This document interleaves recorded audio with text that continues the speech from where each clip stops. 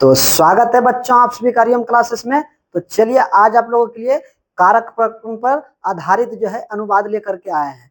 अगर आप इस वीडियो को शुरू से अंत तक देख लेते हैं तो कभी भी आपको कारक प्रकरण में समस्या कुछ भी नहीं रहेगा और कभी भी आपको कारक प्रकरण की वीडियो कहीं और से नहीं देखना पड़ेगा। तो चलिए वीडियो को स्टार्ट करते हैं और आप ध्यान पूर्वक समझते चलिए। तो देखिए पहले यहाँ पे हम आप लोगों के लिए कारक लिख देते हैं। देखिए ध्यान से देखिए, यहाँ पे हम लिखते हैं,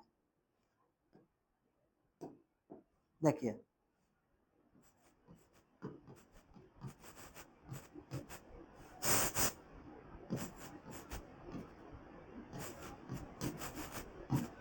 संस्कृत लिखे हैं, उसके बाद होता है विभक्ति। क्या होता है? विभक्ति, संस्कृत विभक्ति।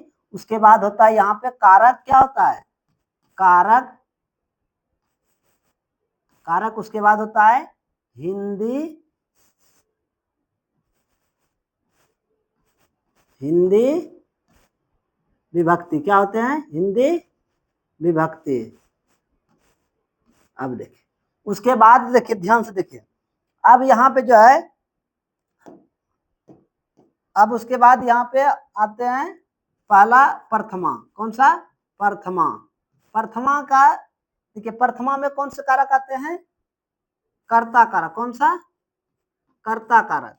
देखिए ध्यान से देखिए, प्रथमा में कौन से आते हैं? कर्ता कारक। कर्ता कारक का हिंदी चिन्ह क्या होते हैं? हिंदी विभक्ति अर्थ में क्या होता है? ने होते हैं। क्या होते हैं? ने। तो पहला क्या हो गया? प्रथमा विभक्ति का कर्ता कारक। कर्ता कारक का चिन्ह कैसे हम जानते हैं क्या होते हैं, पहचानेंगे? ने। अब दूसरा देखिए, दूसरा आते हैं आपका द्वितीय विभक्ति। कौन सा? द्वितीय, द्वितीय विभक्ति। अब द्वितीय विभक्ति का चिन्ह क्या होते हैं? ध्यान दीजिए, द्वितीय विभक्ति का जो है पहले हम कारक लिखते हैं, उसके बाद इसके विभक्ति चिन्ह लिखेंगे।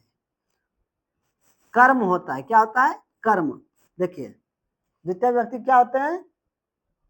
कर्म। और इसका चिन्ह क्या होते हैं? हिंदी अर्थ। ये हमारे कारक है और इसका हिंदी चिन्ह क्या होगा? कर्म को। क्या होगा? कर्म को। तो यहाँ पे हो गया। देखिए ध्यान से फिर से पढ़िए, प्रथमा विभक्ति का, यहाँ देखिए प्रथमा विभक्ति में कौन आते हैं? कर्ता कारक। कर्ता कारक का चिन्ह क्या आते हैं? ने। द्वितीय विभक्ति में क्या आते हैं? कर्म, कर्म कारक, कर्म कारक। और इसका चिन्ह क्या होते हैं? को। अब देखिए तृतीय, तृतीय में कौन आते हैं?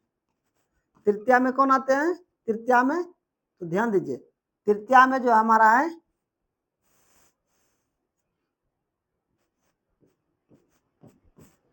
तृतीय में आते हैं करण कारक। कौन सा कारक? करण कारक। अब देखिए करण कारक का चिन्ह क्या होता है? करण कारक का चिन्ह जो होते हैं से। क्या होते हैं? से। इसी को जो है या तो कहते हैं के द्वारा, के द्वारा। देखिए उसके बाद देखिए चतुर्थी आते हैं हमारा। उसके बाद क्या आते हैं? चतुर्थी। चतुर्थी का देखिए चिन्ह क्या होते हैं? चतुर्थी। अब देखिए चतुर्थी आए, चतुर्थी जो होते हैं संप्रदान कारक। कौन सा कारक? संप्रदान, संप्रदान कारक। और इसका चिन्ह क्या होते हैं? के लिए। क्या होते हैं? के लिए, के लिए।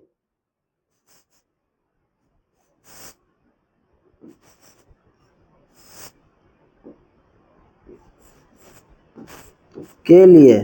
तो ये हो गया आपका। अब पंचमी में कौन आते हैं? पंचमी, पंचमी विभक्ति में, पंचमी विभक्ति में कौन आते हैं? कौन सा कारक? पंचमी में आते हैं हमारा अपदान कारक, अपदान कारक। अब इसका चिन्ह कैसे हम जानते हैं? किससे? से, या इसी को कहते हैं जुदाई। क्या कहते हैं? जुदाई। उसके बाद देखिए आते हैं षष्ठी विभक्ति। कौन सा? षष्ठी विभक्ति। अब षष्ठी विभक्ति क्या कहते हैं इसको? संबंध कारक, संबंध,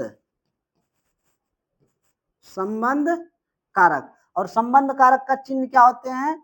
का, के, की। उसके बाद इसी में इसको और दूसरे चिन्ह से कैसे जानते हैं? रा रे री। उसके बाद देखिए अंतिम है आप मेरा कौन सा, सप्तमी विभक्ति, सप्तमी विभक्ति। और इसको कैसे पहचानते हैं, सप्तमी विभक्ति को अधिकरण, अधिकरण और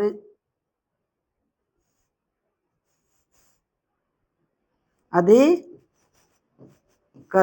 और इसका चिन्ह क्या होते हैं, देखिए इसका होता है चिन्ह में, उसके बाद होता है पर, उसके बाद पे, ये होते हैं चिन्ह।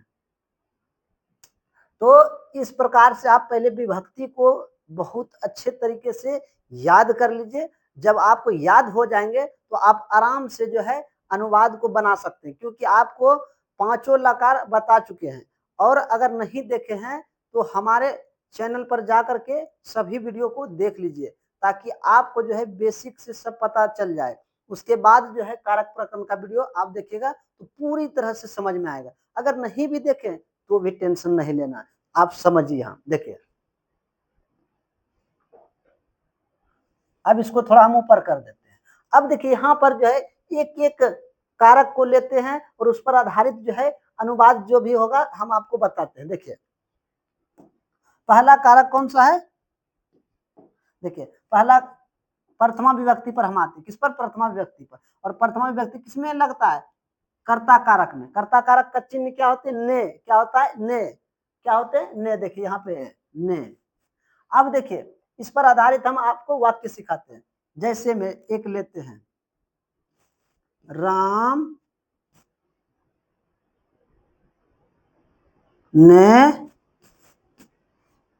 खाया, राम ने खाया। देखिए यहाँ पे ध्यान देखिए, राम ने खाया, हम क्या लिखे, राम ने खाया। तो इसका जब हम संस्कृत करेंगे तो हम कर्ता को देख करके, कौन सा कर्ता, और कर्ता यहाँ पे क्या है, ने कौन सा विभक्ति में लगता है, प्रथमा विभक्ति।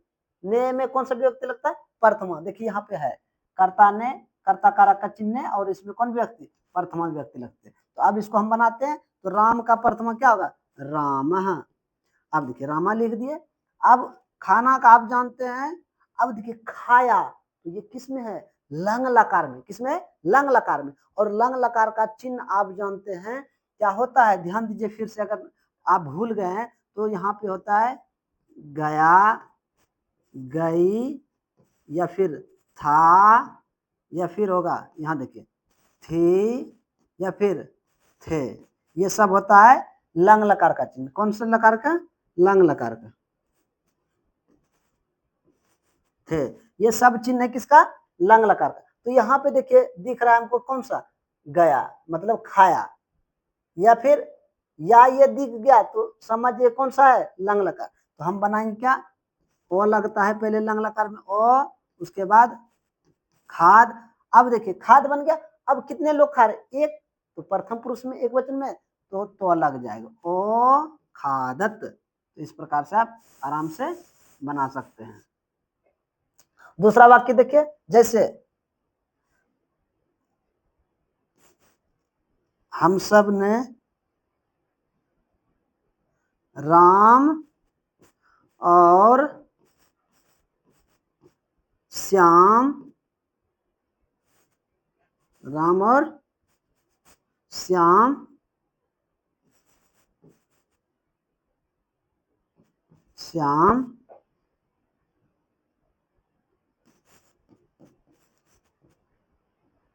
बाजार नहीं गए।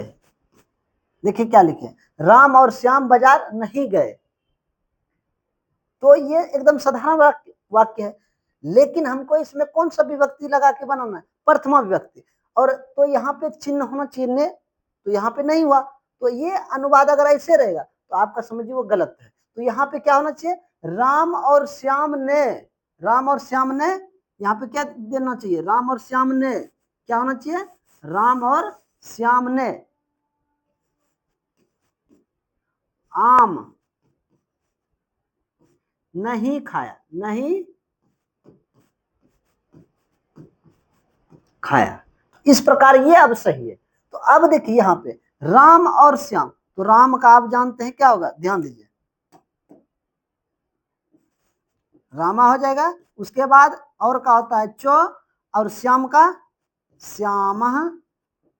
अब देखिए ने है तो प्रथमा विभक्ति ही लगेगा। उसके बाद देखिए आम का आप जानते हैं क्या होता है, आमरम, आमरम, और नहीं का ना। उसके बाद देखिए खाया, तो खाया तो पहले ओ लगेगा क्योंकि लंग लकार है, और लंग लकार है। उसके बाद देखिए कितने लोग नहीं खाए, दो व्यक्ति, तो प्रथम पुरुष द्विवचन में है, तो प्रथम पुरुष द्विवचन में क्या होता है आप जानते हैं, ताम, तो हो जाएगा खाद ताम। तो पहले लंग लकार है तो ओ लग गया, तो ओ खाद ताम। इस प्रकार से अनुवाद बन गया। और भी अगर कोई भी वाक्य दे दे आपको, जैसे राम ने रावण को मारा, देखिए अब दूसरा वाक्य, रावण को मारा, तो यहाँ पे को आ गया, तो कौन सा चिन्ह आ गया, कर्म कारक, कर्म कारक आ गया। तो अब देखिए हम दो वाक्य आपको किस पर बताए, प्रथमा विभक्ति पर। अगर ऐसा वाक्य आप देख लेते ने चिन्ह है तो समझ जाना कौन सा विभक्ति लगा है, प्रथमा विभक्ति और कर्ता कारक है। अब हम आते हैं कर्म कारक पर, किस पर आते हैं, कर्म कारक पर। तो हम इसको मिटा देते हैं, देखिए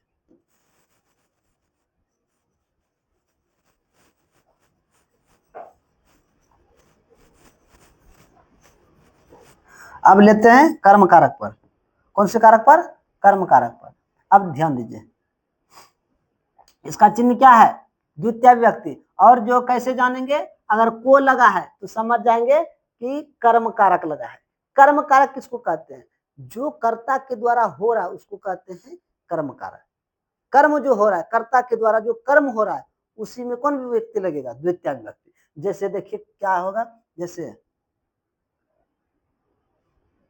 मोहन, मोहन,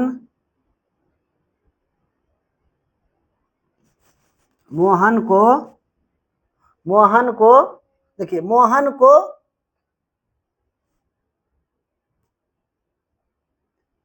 मोहन को इतिहास, इतिहास पढ़ना चाहिए। मोहन को क्या पढ़ना चाहिए, मोहन को इतिहास पढ़ना चाहिए। ध्यान दीजिए मोहन को, तो यहाँ पे देखिए क्या है, यहाँ पे एक तो को है, दूसरा क्या है, चाहिए। और हम आपको पहले भी सिखा चुके हैं कि अगर को भी लगा है, कर्ता चिन्ह भी, और दूसरा चाहिए लगा है, तो उसमें जो है विभक्ति को नहीं देखा जाता, विभक्ति को नहीं देखे जाते हैं। अगर आप बना भी दीजिएगा तो भी गलती नहीं करेंगे। जैसे आप क्या लिखेगा, मोहन का आप बालक शब्द रूप पढ़ चुके हैं, बालकः, बालको, बालका, बालकम। उसी प्रकार मोहनम हो, क्या होगा, मोहनम। जैसे क्या होता है, बालकः, बालको, बालकः, बालकम। उसी प्रकार मोहनम। लेकिन यहाँ ये जो लगाइएगा आपका थोड़ा अशुद्ध जैसा वाक्य लगे, इसीलिए यहाँ पे क्या लगाना है, मोहना, क्या, मोहना। देखिए क्या लगाइएगा, मोहना। उसके बाद इतिहास का इतिहासम, इतिहासम। उसके बाद क्या करना चाहिए, पढ़ना चाहिए, तो पाठ हो गया यहाँ पे। ध्यान दीजिए अब चाहिए लगा है, कौन सा लकार है, विधलिंग लकार। और विधलिंग लकार आप जानते हैं क्या होता है, आपको बता चुके नहीं, अगर याद है तो यहाँ ध्यान दीजिए क्या होता है। देखिए एत, एताम, एयुह, ऐसे होता है, एयुह, ऐकार नहीं होता है, एयुह ऐसे होता है, एयुह। अब देखिए किस पुरुष किस वचन में, प्रथम पुरुष के एक वचन में है, तो एक वचन में क्या है, ए है, एत, तो हो जाएगा पठेत, बन गया, मोहना इतिहासम पठेत। एत होगा ऐसे, तो एत, तो यहाँ पे हो जाएगा पठेत, क्या हो जाएगा, पठेत। अब दूसरा वाक्य देखिए, जैसे आपको दे देंगे, हम सब, हम सब को, हम सब को गणित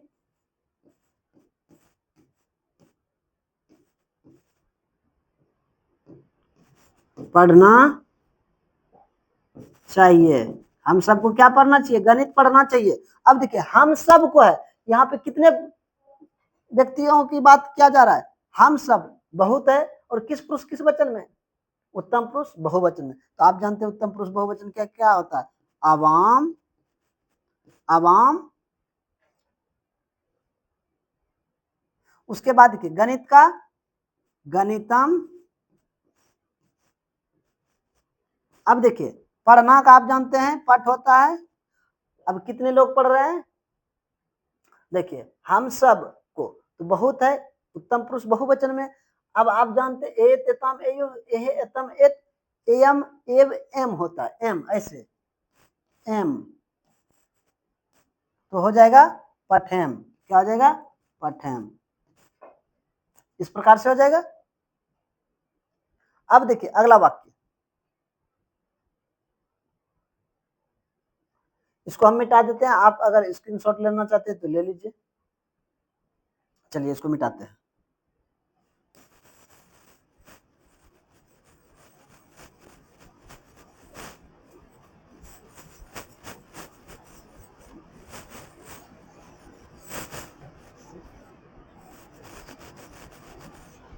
अब हम आते हैं किस पर? देखिए अब जो है तृतीया विभक्ति पर आते हैं। किस पर आते हैं? तृतीया विभक्ति पर।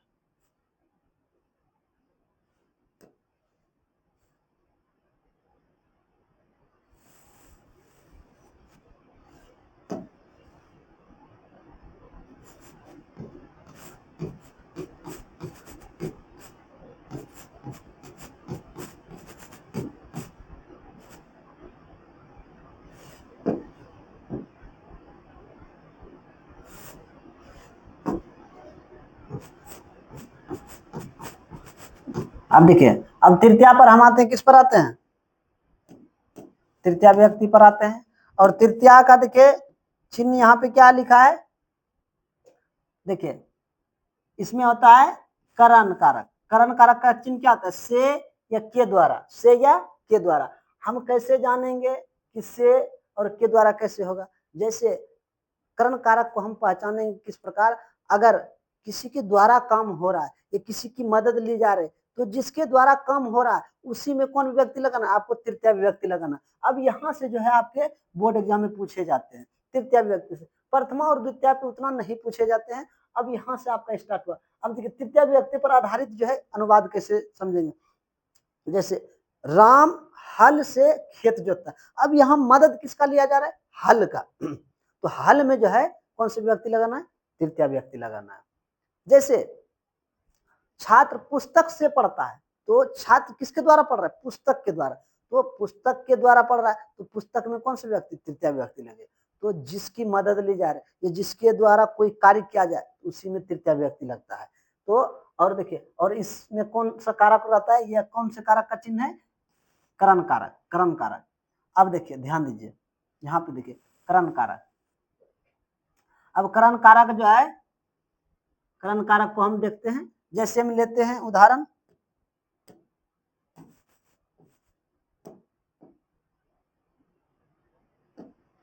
जैसे हम लेते हैं राधा कलम से पत्र लिखती है। राधा कलम से पत्र लिखती है। राधा कलम से पत्र लिखती है। तो यहाँ ध्यान दीजिए, यहाँ किसके द्वारा लिखा जा रहा है? कलम के द्वारा लिखा जा रहा है। तो यहाँ के द्वारा साइलेंट है, छिपा हुआ है। तो यहाँ पे किसका मदद लिया जा रहा है? कलम से। कलम से लिख रहा है पत्र, तो यहाँ पे तृतीया विभक्ति किसमें लगेगा? जिससे पहले शब्द है, से पहले क्या शब्द है? कलम। तो मतलब कलम से मदद ले रहा है, तो कलम में ही कौन सा विभक्ति लगेगा? तृतीया विभक्ति। अब देखिए कैसे, तो राधा का हो जाएगा राधा, उसके बाद कलम का कलमेन, उसके बाद पत्र। देखिए यहाँ पे तृतीया विभक्ति लग गया। देखिए यहाँ कलमेन हो गया तृतीया विभक्ति। आप जैसे जानते हैं तीनों के बारे में बताते हैं, पुल्लिंग, स्त्रीलिंग, नपुंसक। जैसे फल का होता है फलेन, उसी प्रकार कलमेन, बालक का बालकेन, लता का क्या होता है लत्या। अब यहाँ देखिए ध्यान दीजिए, तो यहाँ पे तृतीय विभक्ति लग गया। अब यहाँ पे क्या आ जाएगा, पत्र का पत्रम, उसके बाद लिखना का होता है लिख धातु, लिख धातु। अब इसमें कितने लोग लिख रहे हैं, एक राधा लिख रही है, तो यहाँ पे हो जाएगा लिखती, क्या हो जाएगा लिखती। तो बन गया ये मेरा अनुवाद आराम से। दूसरा उदाहरण और देखिए, जैसे हम लेते हैं और उदाहरण,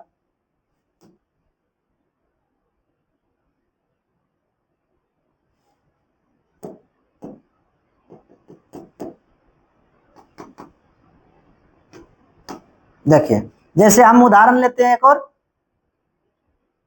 मैं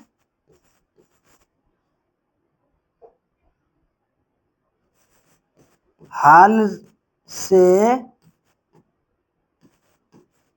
खेत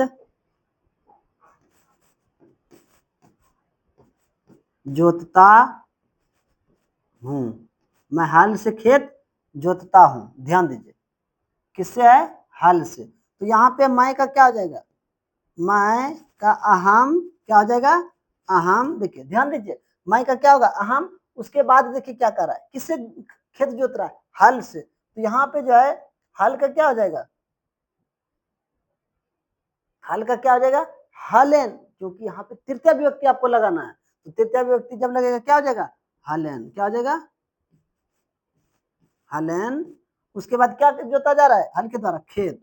तो खेत का आप जानते हैं क्षेत्रम होता है, क्या होता है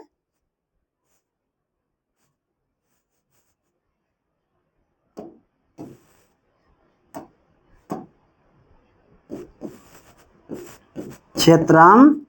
जोतना का क्या होता है करसते, तो यहाँ पे हो जाएगा। अब देखिए यहाँ पे करसती तो होता है किसमें, प्रथम पुरुष में रहता था, यहाँ कर, उसके बाद स आके मोहर से क्रसामी होगा, क्रसामी, क्योंकि यहाँ पे जो है उत्तम पुरुष एक वचन में ना, इसीलिए। दूसरा वाक्य देखिए, और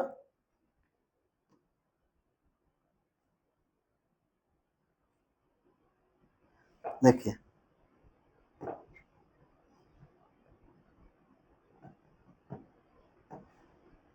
दूसरा वाक्य लेते हैं, तुम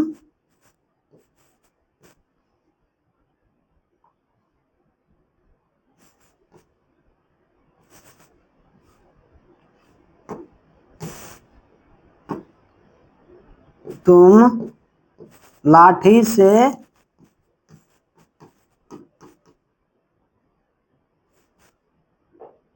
क्या होगा, सांप यहाँ पे होगा, क्या होगा लाठी से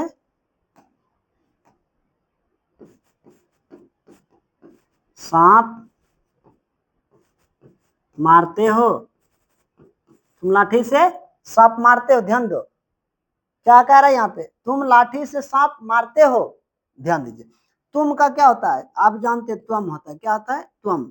अब देखिए लाठी का होता है लघु डेन, लघु लघु डेन होगा, क्या होगा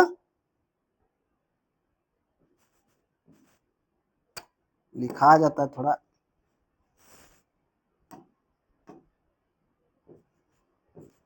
लघु डेन, लघु डेन लिख दिए।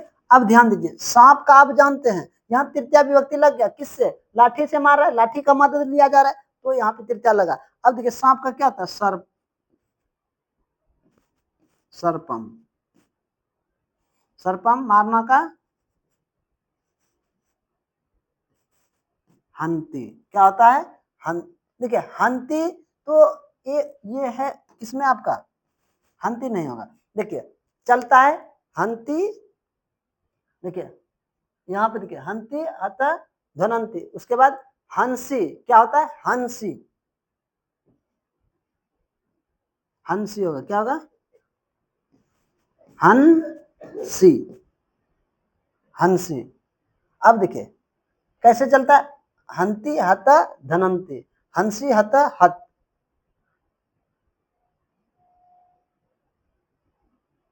अब अगला वाक्य देखिए, और जैसे लेते हैं, एक और उदाहरण लेते हैं आपका, 2 हुआ, 3 हुआ, और एक उदाहरण जैसे देते हैं हम, राम और श्याम, राम और श्याम, राम और श्याम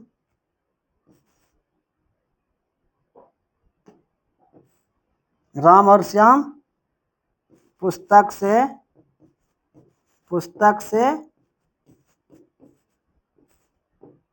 पढ़ता है, पुस्तक से पढ़ते हैं, लिख दीजिए, क्या पढ़ते हैं,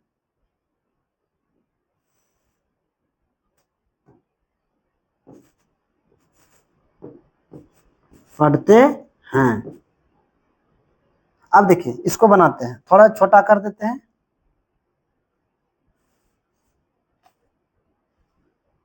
अब देखिए यहाँ पे इसको बनाते हैं,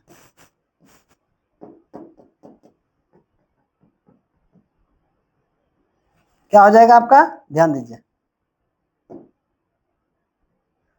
राम का रामः, उसके बाद और का चो, श्याम का श्यामः। अब देखिए पुस्तक से पढ़ता है, किससे पढ़ता है, पुस्तक से, तो पुस्तक से, तो आप यहाँ पे तृतीय विभक्ति ले गए पुस्तक में, क्योंकि पुस्तक का मदद ले रहा है, तो पुस्तक से पढ़ता है, तो पुस्तकान हो जाएगा, पुस्तकान। उसके बाद देखिए पढ़ते हैं, तो पठ। अब देखिए कितने लोग पढ़ रहे हैं, 2 बच्चे, कितने पढ़ रहे हैं, 2, एक राम और श्याम, तो द्विवचन हो जाएगा, प्रथम पुरुष का द्विवचन, तो क्या हो जाएगा, पठतः। तो इस प्रकार से हो गया पठतः। तो आप तृतीय व्यक्ति पर भी आप आराम से बना सकते हैं अनुवाद। देखिए ध्यान से एक बार समझ लीजिए,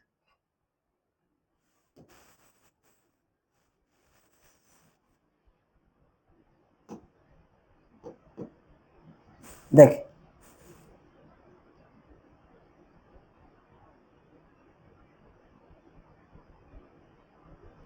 आपको एक बार रिपीट करवा देते हैं, देखिए ध्यान से, छोटा थोड़ा और कर देते हैं,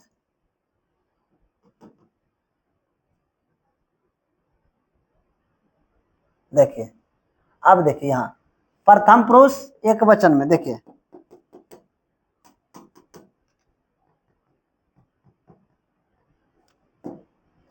प्रथम पुरुष कर्ता कारक ने, कर्ता कारक का चिन्ह क्या आता है, ने। द्वितीय विभक्ति कौन से में आते हैं, कर्म कारक में, कर्म कारक का चिन्ह क्या आता है, को। तृतीय विभक्ति में कौन सा आते हैं, करण कारक, और इसका चिन्ह क्या होता है, से या के द्वारा। उसके बाद चतुर्थी का चिन्ह क्या होते हैं, तो के लिए, और कौन से कारक में ये होते हैं, संप्रदान कारक में। पंचमी में कौन से कारक आते हैं, आपादान कारक, और इसका चिन्ह क्या होता है, से या जुदाई। षष्ठी में कौन आते हैं, संबंध, और इसका चिन्ह क्या होता है, का, के, की, उसके बाद रा, रे, री। उसके बाद सप्तमी में कौन आते हैं, अधिकरण में, पर, पे।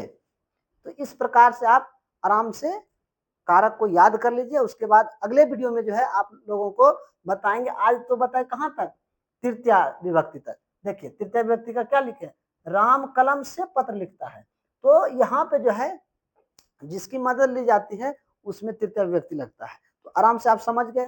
जैसे देखिए राधा, यहाँ पे राम नहीं है, राधा है, राधा कलम से पत्र लिखते, तो राधा का राधा हो गया, कलम से तो कलमैन हो गया, पत्र का पत्रम, लिखना का लिखते।